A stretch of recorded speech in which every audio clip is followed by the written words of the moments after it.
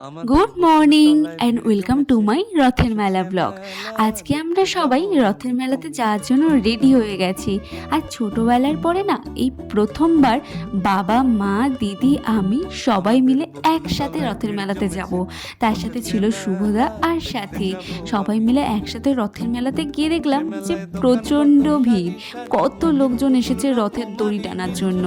তারপরে রথের সামনে এসে দেখলাম যে ঠাকুর নেই রথের মধ্যে, ঠাকুর ছিল একটা মন্দিরে আর সেখানে চলছিল আরতি।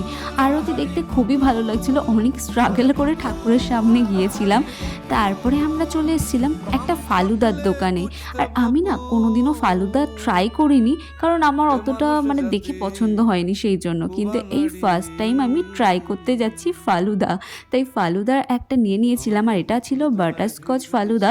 তো আমি শুভদাকে ফার্স্টে বললাম যে তুমি ট্রাই করো, আর শুভদা ফার্স্টে খেয়েছে আগেও, আমি তো কোনোদিনও খাইনি। শুভদা বললো যে খুবই ভালো খেতে। তারপরে বাবাকে বললাম তুমি খাও।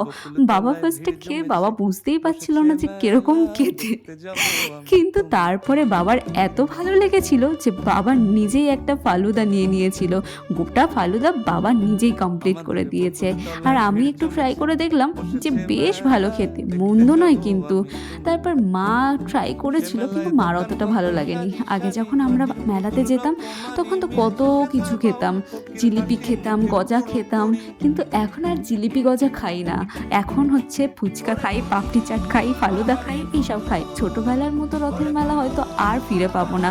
বা যে কোনো মেলাতে ছোটোবেলায় গেলে যে মজাটা হতো, বেলুন কিনতাম, কত খেলনা কিনতাম, কিন্তু এখন আর সেগুলো হয় না।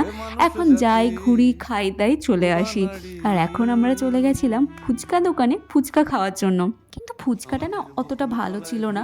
কিন্তু একটা জিনিস হচ্ছিল, আমরা যাই খাচ্ছিলাম না কেন দিদির এই ওড়নাটাই হয়েছিল আমাদের রুমাল, যা খাচ্ছিলাম দিদির ওড়নাতেই মুখ মুছছিলাম।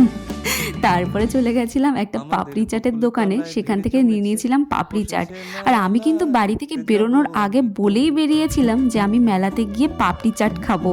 তাই মেলাতে এসেই আমি পাপড়ি চাটের দোকানটাই আগে খুঁজছিলাম, কিন্তু সামনে পড়ে গেছিল ফুচকা দোকান। আর ফুচকাটা কি ছাড়া যায় বলো, তাই ফুচকাটা আগে খেয়ে নিয়ে পাপড়ি চাটটা খাচ্ছিলাম। আর দিদিকে বলছিলাম যে তুই একটু পাপড়ি চাট খা, কিন্তু দিদিও খেলো না, শুভদাও খেলো না। আমি আর সাথী পুরো পাপড়ি চাটটাকে কমপ্লিট করলাম। কিন্তু ওরা ঘুগনি খাওয়ার জন্য ঘুগনি দোকানে চলে গেছিলো। আর ঘুগনিটা না সত্যি কথা ভালো ছিল না, এর থেকে পাপড়ি চাটটা অনেক ভালো খেতে ছিল। তো মা ঘুগনি খাচ্ছিল, সাথে ঘুগনি খাচ্ছিল, আমি ঘুগনিটা অত খাচ্ছিলাম না। এক চামচ খেয়ে দেখলাম যে খুবই খারাপ খেতে, তাই জন্য আর খাইনি। রথের মেলার ভিডিওটা কেমন লাগলো জানিও, আর আমার ভিডিওটা ভালো লাগলে লাইক করে দিও। টাটা।